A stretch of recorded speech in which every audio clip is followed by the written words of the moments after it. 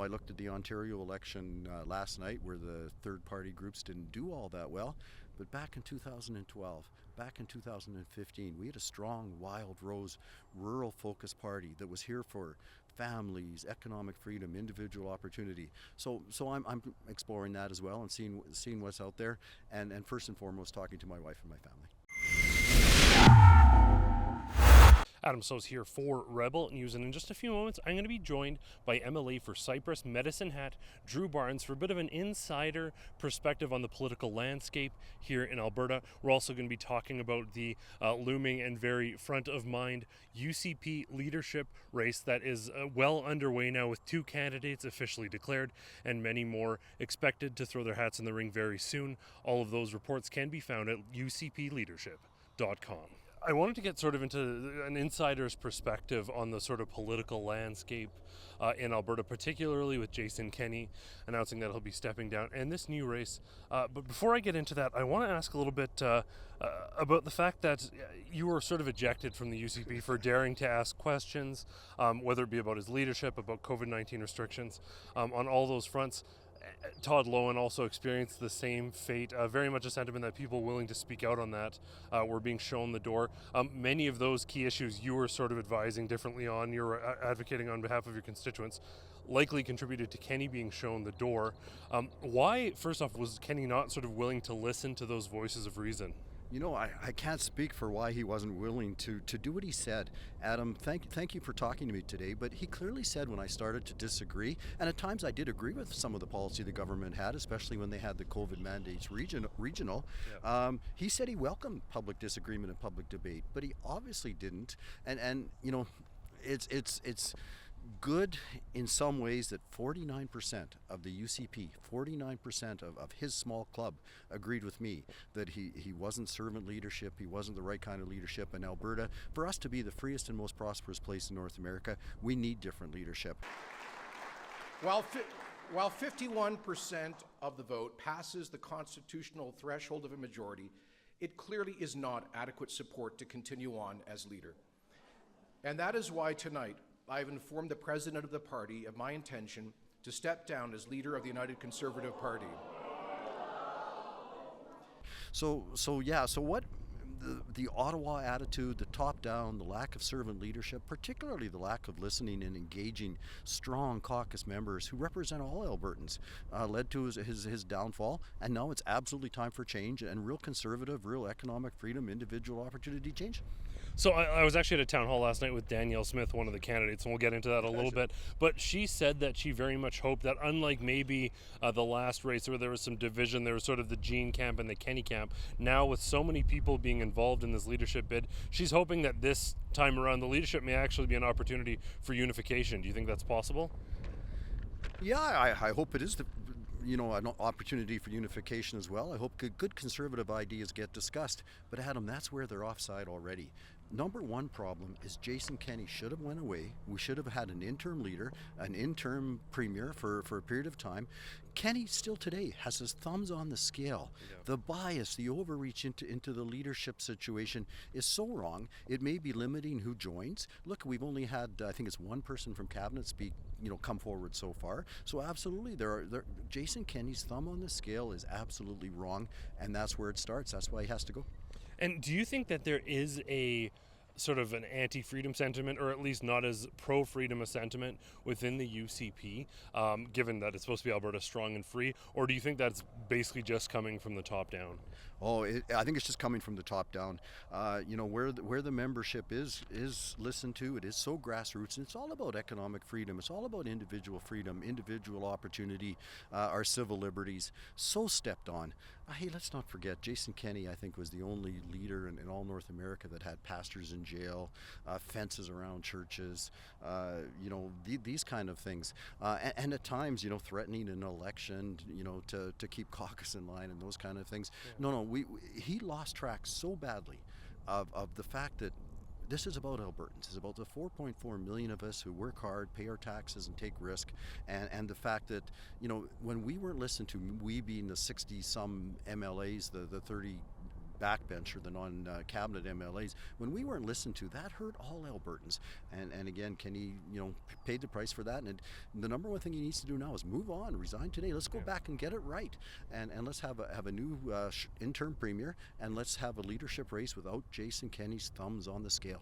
So once Jason Kenney is out of the picture, some have expressed concern that it's going to be the same old people like Jason Copping, Tyler Shandro, some of these people who had their hands all over these restrictions are still going to be part of the party. Do you believe that they can sort of be reformed, or do you think that they were just being sort of pressured? How do you think the UCP can truly move forward, and is it beyond just the leader?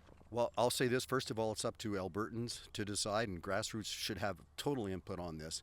I too, though, am concerned that those that were on the inside that didn't have the courage or the ability to speak up, or else agreed with all the policies and the way that I was limited in my ability to speak. I am concerned if we don't get some new voices as well and have a chance for that to be heard. But again, Adam, that's why Jason Kenney has to go away. A lot of people aren't going to step up and put their name forward, financially or personally or time-wise support people, when Jason Kenney, the Premier of Alberta, who's on a short timeline now, but still controls that $62 billion he spends a year. Of course, government's too big in this province, but its overreach is huge. And again, until he goes away, this system is not going to be as inclusive and as fulsome as it could be. So on the note of sort of these new faces coming along, maybe some familiar faces as well, the first person to declare is Danielle Smith. In one of her first conversations, she actually said it'd be great to see you run. But what have you heard about her sort of bid, and do you have any thoughts on her campaign for the leadership? Well, again, it'd be up to Albertans to decide. It'd be up to UCP memberships to decide. I've been saying to all Albertans, everybody spend 15 minutes a month from now on being involved in politics. 5 minutes for your country, 5 minutes for your province, 5 minutes for your municipality. What a better way to start. Buy a UCP membership and pick who you like the most. As the last 2012 Wild Roser that was elected in 2012, it's interesting to see. We had a huge opportunity back then that didn't come to fruition. It was unfortunate, and I'm looking forward to seeing what Danielle puts into the leadership race, and I'm looking forward to seeing what others do as well. Speaking of others, Todd Lowen, a fellow MLA, kind of showed the door for being principled, very much along the lines with yourself. He is the other person who at this point is officially declared. What can you say about your colleague? Oh, well, lots of good things to say about Todd for sure. Hard worker, consistent conservative, spoke up strong against Jason Kenney's overreach in the same way that I did. So I'm looking forward to hearing what he develops and talks about as his ideas. Now, I personally think that Alberta needs its own written constitution. We need meaningful citizen initiative referendum. We need meaningful recall legislation. And like the Conservative Party of Canada, we need meaningful reform so we can hold our leadership accountable. I hope Todd starts to talk about some of those things. Now, there are obviously no one else formally declared yet, but there are some names we clearly know about beyond Brian Jean. And I mean, maybe comment on Brian Jean, but along with Brian Jean, are there any other sort of interesting names that you've heard of around the discussion? Well, again, I see what happens with Brian. He had his chance to be in the public eye, and let's see if he develops his ideas and thoughts further. I've been hearing about a couple of the other cabinet ministers, from Rajan Sawani, who comes from a nice Calgary base and an oil and gas background. Let's see what ideas she presents. Rebecca Schultz is another one, whose name I keep hearing about quite a bit. Let's hear what she presents. That's just it. As long as Jason Kenney is still around, we haven't heard any of the ideas that these people are going to bring to the table to make Alberta free and prosperous and the most economic freedom place that it could be. Travis Taves, the finance minister, is the other name who's registered.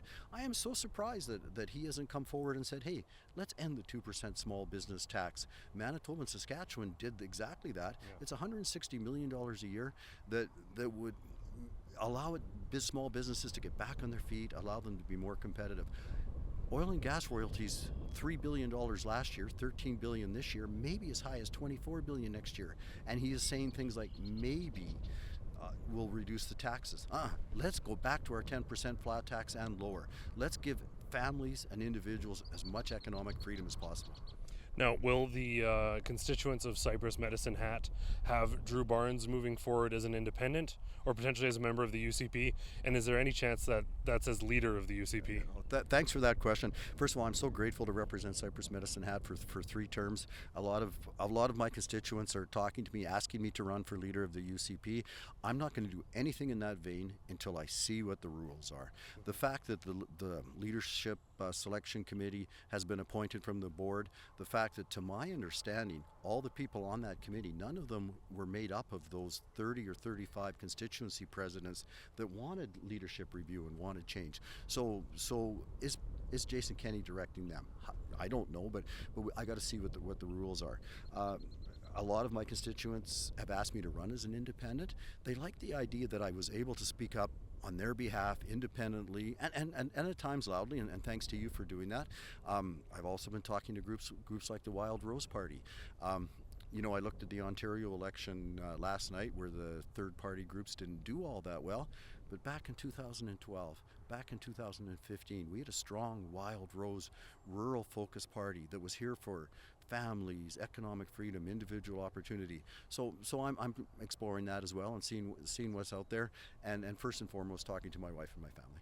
Awesome. Well, we look forward to any updates potentially on that front. Drew Barnes, MLA for Cypress Medicine Hat, thanks so much for taking this time and speaking with us. And for everyone at home, I want to thank you so much for tuning in. For Rebel News, I'm Adam Soos. If you want to make sure that you don't miss any of the latest updates on the ground, reporting, and tough questions that we're going to be bringing to the UCP leadership hopefuls, you have to check in regularly at ucpleadership.com.